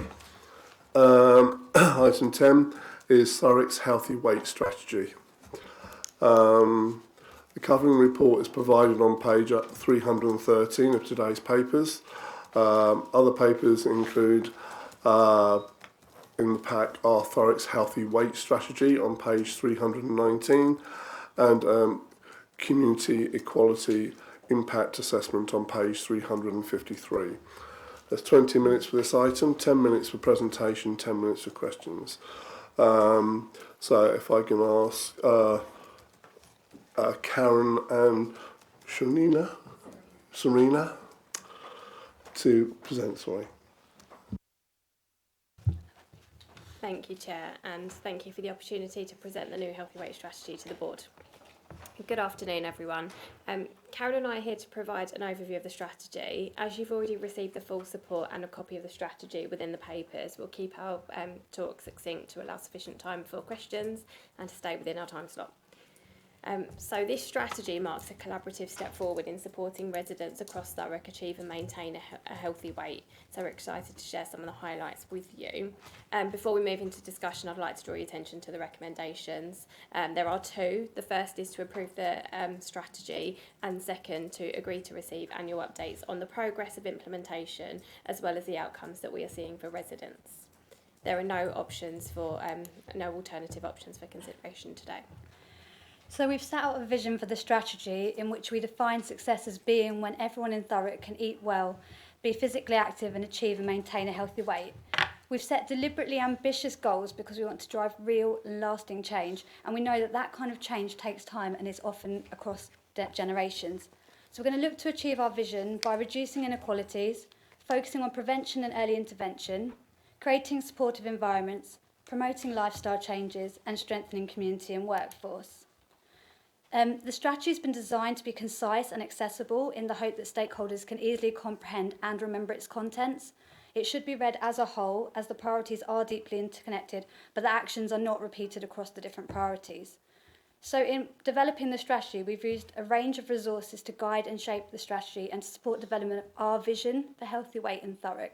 And that includes looking at the latest evidence and guidance, thinking about community feedback from previous local public engagement and including that, taking data from the Whole Systems Obesity Joint Strategic Needs Assessment and updating this as needed, learning and recommendations from the recent Child Obesity Task and Finish group, lessons learned from the previous Whole Systems Obesity Strategy, and we also ran some stakeholder engagement across 3 workshops in December 2024, and the outcome of this engagement process was a resounding endorsement from all stakeholders for the strategy, with everyone agreeing on the priorities. We've also, you'll see throughout the strategy, used spotlight on boxes, and that's really to illustrate good emerging national and local practice and really to provide some inspiration for taking the strategy forward. So we know that excess weight is a complex issue, and therefore it's important to stay focused on a few key priorities instead of trying to tackle everything at once. We know without clear direction, the size of the challenge can feel overwhelming, and that can spread the efforts too thinly and therefore dilute their impact. And that was one of the main lessons we learned from the previous strategy. So on this basis, we've identified 2 key areas of focus. So we want to focus on levelling the playing field and reducing inequalities, which is very much aligned to the vision for the health and wellbeing strategy, and also look at tackling childhood obesity. And we've selected these 2 specific areas of focus to ensure our efforts are manageable, meaningful and drive progress where it's needed the most, and that's through that clear focus on prevention and early intervention and on reducing our health inequalities. So as Karen has explained, we know that obesity is incredibly complex. There are over 100 different factors which influence how and why it develops. It's not just about individual choices, it's shaped by our environments, our communities and the systems that we live in. So to respond to this, we have identified a series of 7 key priorities. These are the areas where we believe targeted efforts will make the biggest difference. And we've grouped these into 2 themes, people and place. So this not only reflects the evidence, but also aligns with our council's corporate plan, which will help us to work in a more joined up and effective way to improve healthy weight outcomes across Thurrock. Before I talk about the priorities, it's important to note that they've not been written or arranged in any order to imply a hierarchy of importance. They all hold equal weight and are vital to contributing to the overarching goal of a healthier community. A key element is the golden thread of enabling communities, and that runs throughout the strategy. We've embedded it within each of the strategy's priorities to facilitate empowering individuals and groups to foster healthier behaviours and environments. This is driven by collaboration and a sense of shared responsibility. So essentially we want to do with people and not do to them. The strategy recognises that there are synergies and interdependencies that exist between the priorities, and there are overlapping elements across the priorities, and that just goes to show how interconnected healthy weight challenges are. But again, it shows that there are opportunities to enable a more integrated approach, so we really need to think about how we and different partners across the system need to work together to help address excess weight. So firstly, the people domain sets out 4 priorities to help with this. Firstly, we want to prioritise halting the rise in childhood obesity, and we need to start this as early as preconception. So it means promoting good nutrition during pregnancy, supporting with infant feeding, encouraging healthy family lifestyles as well is of utmost importance. We'll also ensure that children who are most at risk of excess weight are identified and targeted so that they're given access to the right support. Secondly, we'll tackle food insecurity by improving access to nutritious and affordable food for Thurrock residents. This includes boosting the uptake of local food support schemes, encouraging more families to access free school meals, and working together across the borough to develop a coordinated approach to redistributing surplus food. Thirdly, we want to make sure that residents and professionals have access to clear, reliable information to help support the healthy weight agenda. By tailoring messages across the different life stages and equipping the workforce, we can provide them with the right tools and training to strengthen local support for weight management, ultimately reducing health inequalities. And finally, for the people domain, we will recognise that workplaces play a vital role in supporting healthy lifestyles. There are many ways that we can do that, and examples include workplace health programmes, healthier food policies, better catering choices, and the promotion of physical activity and healthy weight within workplaces. And we also recognise that anchor institutions, such as ourselves within the council, have a really important role to play in leading by example. And then the second domain, place. It's about shaping our environment to help support healthy weight, encourage physical activity and promote better food choices. So the first priority within that focuses on how we can design and plan our local spaces. So we want to embed health into planning decisions, and by doing that we can reduce environments that contribute to obesity. This means creating neighbourhoods that make it easier to be active and eat well. And introducing local health interventions, particularly those aimed at tackling childhood obesity, are really important. We also need to improve the safety, quality and accessibility of our green spaces, as well as routes for walking and cycling. The second priority is about getting people moving more. So we want to reduce sedentary behaviour and build physical activity into daily life through things like active travel, everyday tasks and play. We will also engage communities through local events such as the big lunches, and work closely with schools to raise physical activity levels, particularly in secondary schools where we know physical activity tends to decrease quite significantly. And finally, our third priority is to help make healthier food choices the easier choices across Thurrock. That means supporting initiatives such as community food growing schemes and using policy to discourage unhealthy food environments, as well as transforming the food culture in public and community settings. So hopefully you'll see clear alignment of this strategy with the Council's corporate plan, the health and wellbeing strategy and the Brighter Future strategy. It's expected that this strategy will contribute to delivery across all 6 domains of the health and wellbeing strategy, and similarly all 4 strategic priority areas of the Brighter Future strategy. So moving on to how we will implement and monitor the strategy. Now, some of this work is already underway and has been for quite some time, but what we have recognised is that more work is needed with coordinating efforts.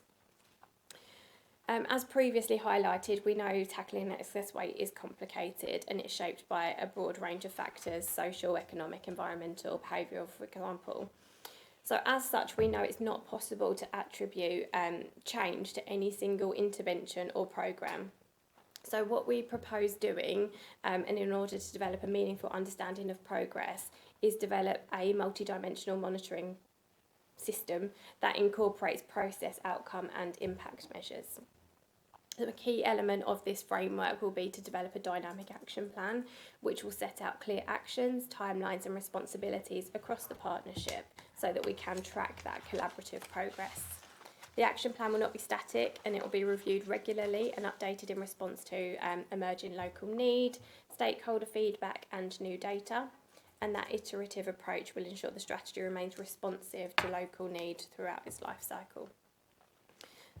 To ensure robust oversight and accountability, we propose that the implementation and monitoring of this strategy is governed by the Health and Wellbeing Board, and this will provide a strong strategic leadership and alignment across partners, ensuring that the work remains anchored in local priorities and health inequalities are addressed effectively.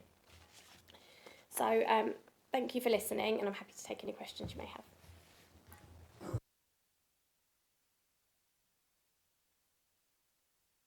Councillor Rigby. Thank you, Chair. Thank you, Serena and Karen, for your work on this. Obviously, we've worked on obesity quite a lot over the last few months. A really good strategy, thank you. A couple of things I picked up on that. I was interested in your comment about the NICE guidance during obesity and pregnancy, because I know, that is a big issue. But if women are already obese when pregnant, I know the advice is not to lose weight. But here it says about the recommendation to see a nutritionist. Is that going to become available in Thurrock? Do you know? It's something that we can't say for certain right now, but there are definitely ambitions to support advice for women living with excess weight in pregnancy. But again, it requires that system-wide approach, and it's not necessarily where the expertise of public health lie. But it's definitely something that we will be exploring moving forwards.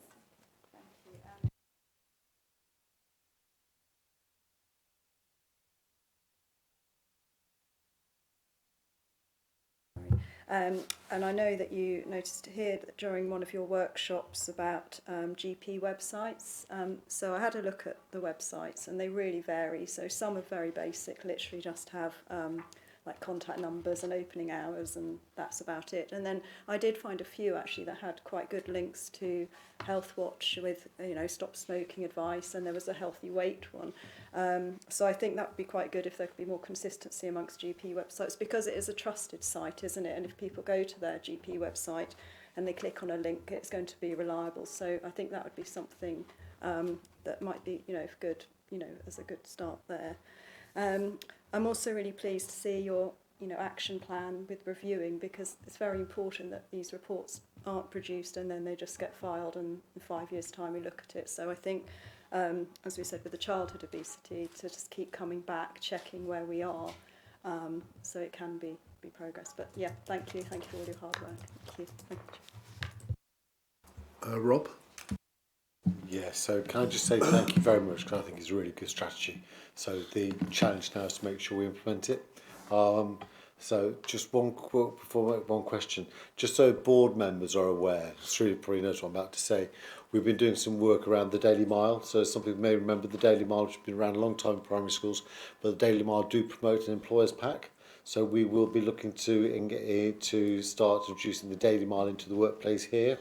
And looking to my left to Kim and the Beehive just down the road, we'll look to try and engage with partners and other employers in the area to try and get more people active just by making it part of their daily routine. So that's one mechanism which we can look at, just one of the little things which we can do. I suppose my question though is, how do we raise awareness of this strategy and its implementation?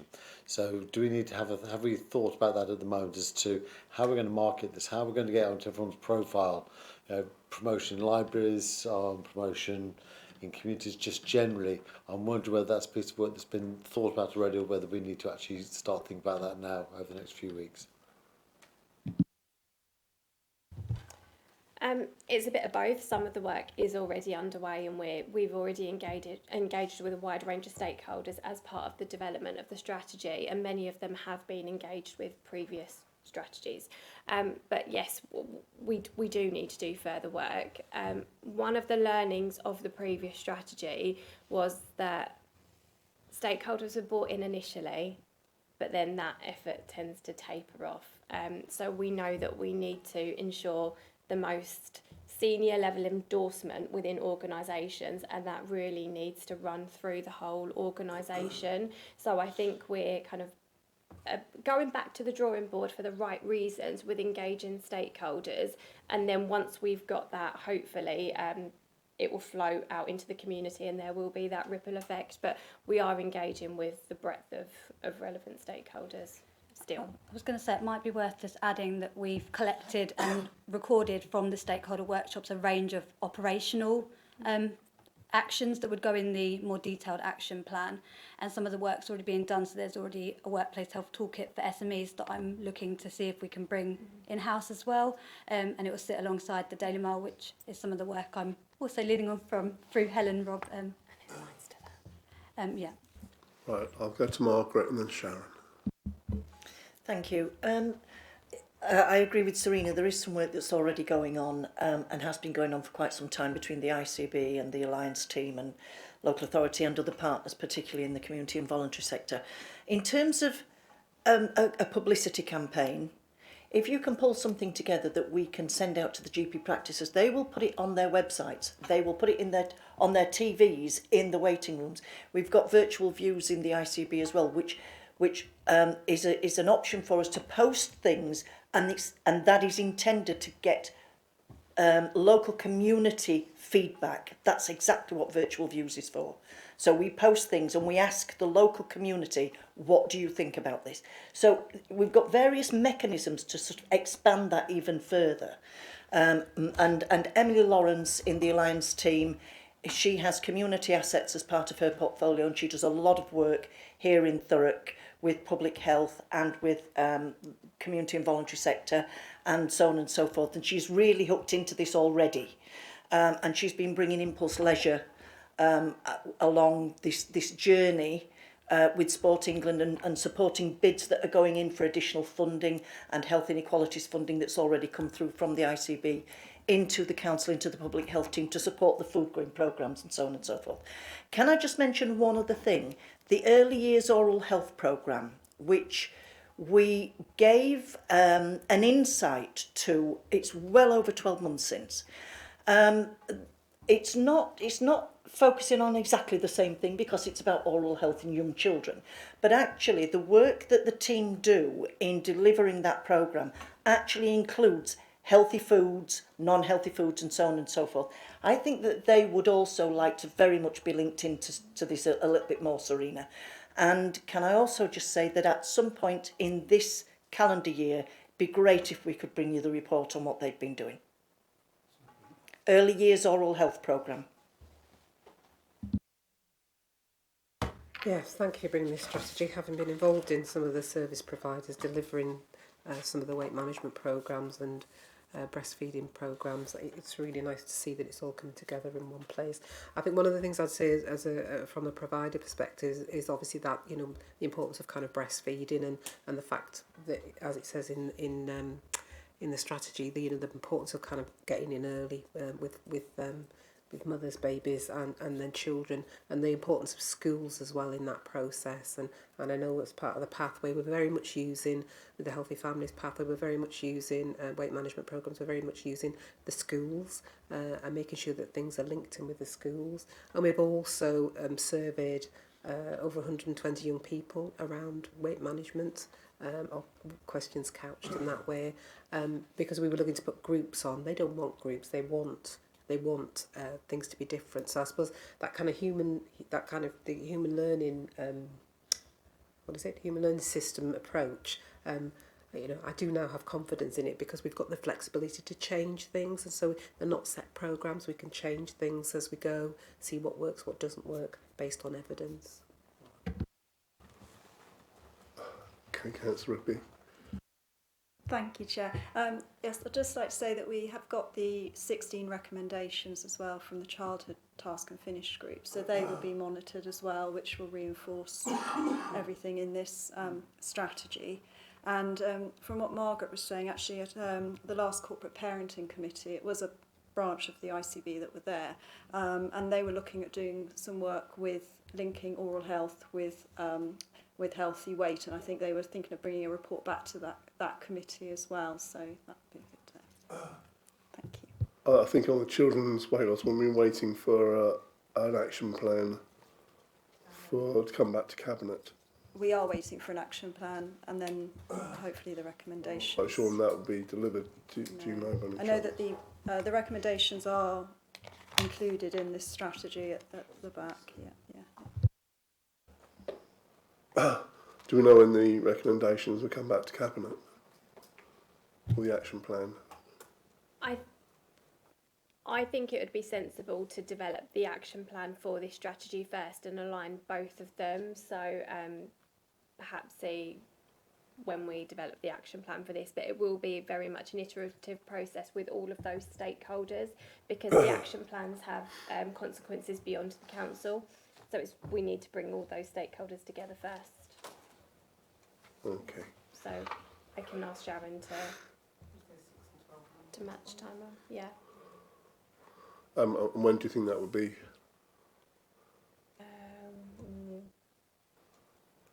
Can I get back to you once Sharon's advised on when that would be? Okay. Okay, I just wanted to ask how often you think we should review this.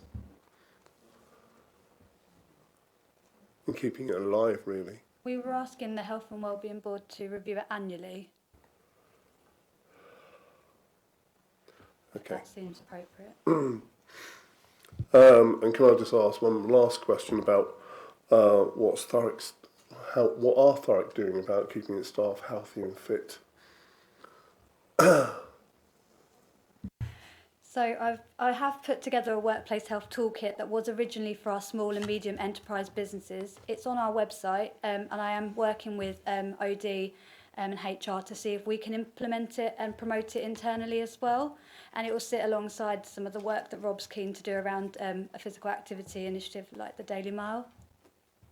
Yeah, I was thinking about people on a cycle to work rather than drive to work, that sort of thing. Councillor Hooper turning up in Lycra. That'd be a vision, wouldn't it? But just somewhere to change.